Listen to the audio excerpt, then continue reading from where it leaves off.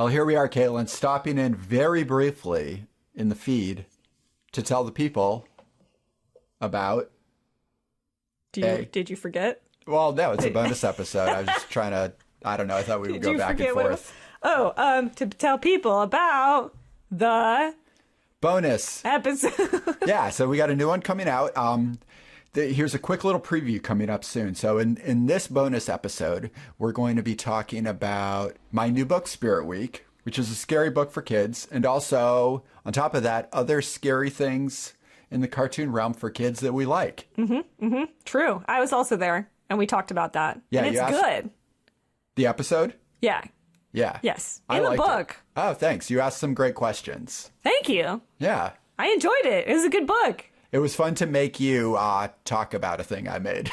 Yeah, I've been trying to do that forever, and you're always like, no, I hate talking about my stuff. No, don't look at me. Yeah, I don't want to be perceived. Please. My name's Ira Marks. None of that. That's all a charade, listeners. Yeah. Well, if you want to hear that whole conversation about spooky kids, literature, and other things, you can... I was going to say spooky kids lit, but that's like a phrase you use in the biz. Spooky kids are so lit. Yeah, I don't know. Anyway, I need to just use complete words and complete sentences. That's not very literary of you. I know. All right. Well, anyway, besides this little disaster, you can hear the whole smart conversation version. You can hear the big disaster. Over on our Patreon for $5 a month. And there's only one other episode up there right now about the Haunted Mansion, but it's a really good one. It's worth $5. 2 episodes for $5. A bargain at twice the price. Accruing value. And also it's a great way to support the show so we can support our producer, Josh, and help him do the hard work of putting all this madness together to a thing that sounds reasonably You listen it. good. You're listening right now. Got him. Yeah. All right. So support the show, get more bonus content. And here's a quick little preview.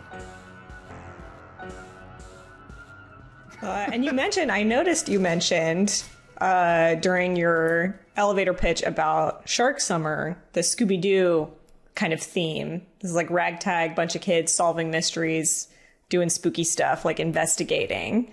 Yeah. Which is something that the characters in Spirit Week overtly joke about as well. So that seems to be a big theme, the Scooby-Doo tie-in. You want to talk a little bit about where that comes in? Is that like an easy way to get kid-friendly stuff into a spookier universe? Yeah, it's kind of like an archetype, right? I guess Scooby-Doo is just sort of this evergreen format for how to tell a pretty grounded, kid-friendly, creepy story. And I guess, I mean, when you think of the Scooby Gang, are they friends or are they coworkers? That's like a big question I've always had. That's a great question. I feel like some of them know each other better than others. Right. Maybe it's that. Okay, yeah, like they hang out after work a little bit, but not all of them. It's not one unified clique. It's like several. That's why they always pair off. Right. And they're a little older too, so I guess maybe they've got more going on. So to take the Scooby-Doo template, age it down, it really does have to be more friendship driven. And also the thing that I kind of pulled from Scooby-Doo was the fact that for the most part, traditionally in Scooby-Doo, the ghost is not actually a ghost. It's like a real grounded thing, usually tied to some kind of economic issue in a small town. Someone disgruntled.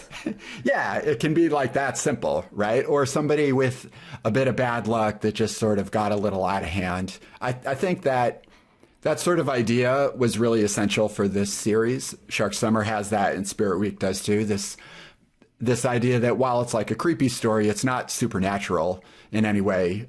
It only goes as far as the kids' imaginations go, and then it usually like slingshots back to like a very grounded location. And I think I always admired Scooby-Doo stuff and similar things for doing that, because if you remember, the Scooby-Doo live action movie actually flips the formula and the ghosts and monsters are real. Do you remember that one? I didn't actually see that one, but it makes sense based on the heavy use of CGI I've seen in the promotional material. And that kind of ruined the formula for me, because it's like, well, that's not what Scooby-Doo is. It's not about just monsters. That's just something else. It's like Ghostbusters all of a sudden. So a big thing with this series, and like I'm doing a third one now, is that the stories are very grounded. So yeah, Scooby-Doo is just always a big point of reference for that. So it was looming in the air. So I felt like with Spirit Week, I'm like, well, let's talk about it. Let's get it in here. I love that. So yeah, I was going to ask you about the level of what a supernatural element in this, and if there's any of it that you feel to be real. I don't know. It does toe that line a little bit, but of course I don't know how much you want to get into the plot here too. Let it all kind of hang out, or if we're keeping some of that close to the vest for future readers. I think, we can keep some secrets a little bit. I think to dig too deep into the plot, we're just going to get tangled up in it because it's pretty plotty. There's a lot of plot in this book you've done. I really wanted people to get their money's worth. So I'm like, what if I just kind of cram a bunch of layers like a giant cake that's a little too much in here? And that was the bigger goal for me. But yeah, no, it's never quite supernatural, but it poses the question, because I think that is a question that kids have about the world.